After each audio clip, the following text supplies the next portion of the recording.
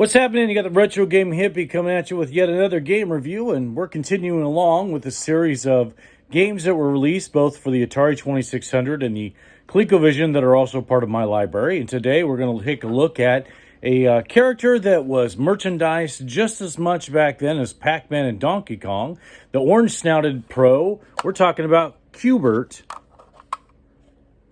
for the Atari 2600 and ColecoVision, released by Parker Brothers around 1983, I think is when these came out on the consoles. 82, 83 was when it was in the arcade.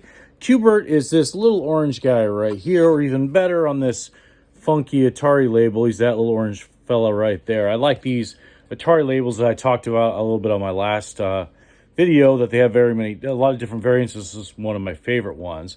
So Q-Bert was a wildly popular character for a short amount of time back then. It really almost hit the trifecta of 80s stuff back then, in the sense that it had its own Saturday morning cartoon for a while. It had its own lunchbox. It had all sorts of different funky merchandise that you'd be really surprised to find that they did for this character. One of them I actually own, and on my next short reel of what's in the bag, I'll probably introduce that out. But they really pushed this Q-Bert character to become something like Pac-Man and Donkey Kong. It just wasn't quite as successful. It didn't get a wax pack, but it did get, or a cereal for that matter, which is usually the trifecta of the 80s. But it did get a pinball in 1983, which is something I never seen before.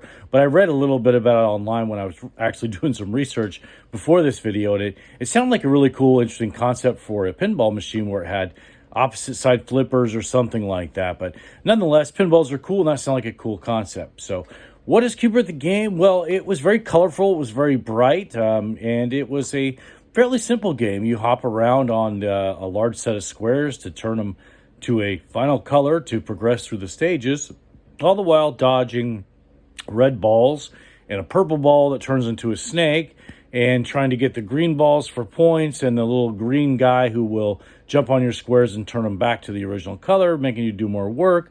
And then there's some purple guys come from the side. So there's a lot happening with it, and if you stare long enough at this design that you're hopping on, it'll kind of do this 3D funky image on you. So that was always kind of a neat thing.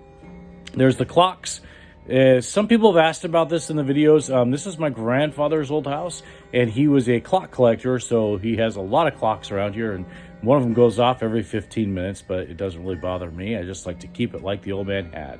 So anyhow, the game also had some great graphics to it, in my opinion, and good sound. The character, when he got hit by a thing and he got killed, he kind of made this funky sound in the arcade, which neither one of these versions have on it. Instead, they just kind of give you the icon above it. But other than that, it was a pretty simple game to play along. It progressed through levels, and sometimes you'd have to go over squares more than once to achieve the actual final color. You got extra guys, depending on how many points you have on these games. And I don't know if there's really an end level to it. I've only played them so much, and I can only get so far. But this seemed to have a lot of different levels, at least on the ColecoVision version, as I progressed a lot further on that I did the Atari 2600. But other than that, it was just kind of a fun, repetitive game that was simple to play, not too complicated, and just gave you great graphics and great sound. So first up, we're going to kill some lights, and we'll take a look at the Atari 2600 version of Q-Bert. Now, the funny thing is I know I saw the cartoon back then, but I don't really remember it very well. When I think about it, I keep thinking of Rubik's Cube cartoon as far as what I think it would have sounded like, and not Q-Bert.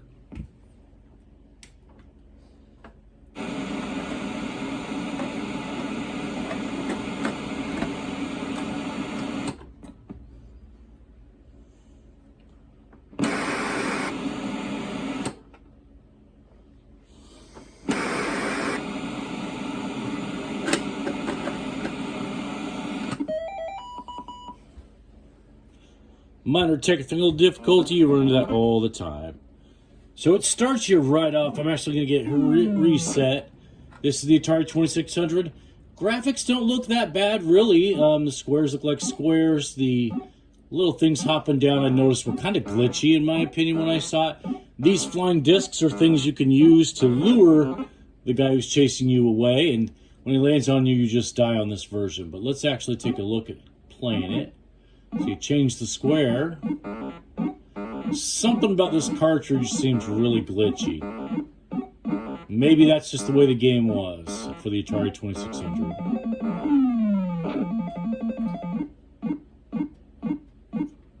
And we're all going to yellow. It doesn't tell you in this version, but it did in the arcade.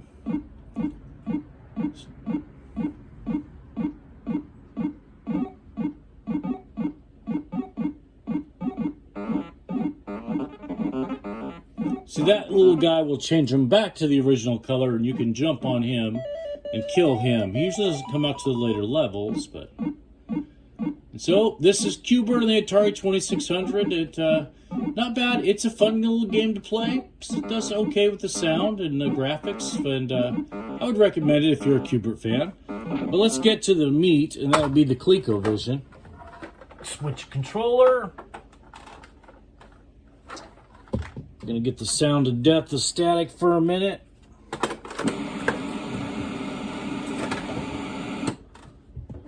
And we'll do level 1. Much better sound, much better graphics, very clear. The discs you can see are rainbow colored, which is what the arcade were. You got how many guys you have in the screen in the corner. It tells you what color you need to achieve, which is yellow. Oh, there I go, I hit the red guy. And then I commit suicide. I forget I was going to start with there. Just a lot crisper and cleaner than the Atari 2600 once again. Better sound. Whew. I spent a lot of quarters in the arcade. Not too good.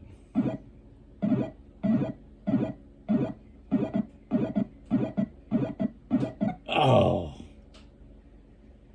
Let's see if we can get through one level and then we'll wrap this video up.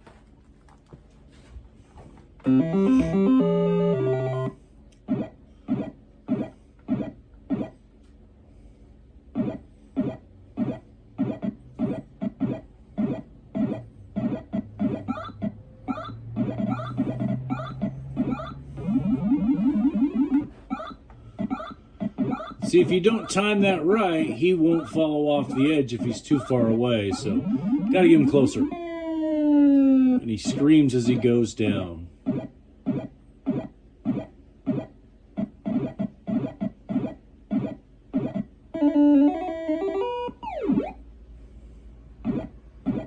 The colors change as you go further on, which I kind of thought was a neat little touch. And you probably have to go over some of these cubes 2 or 3 times to finalize them as you go along and get into more difficult levels. But like I said, overall, it's a very simple game. It just does the good things a simple game should very well. All right, we'll hit the light and we'll wrap up this review.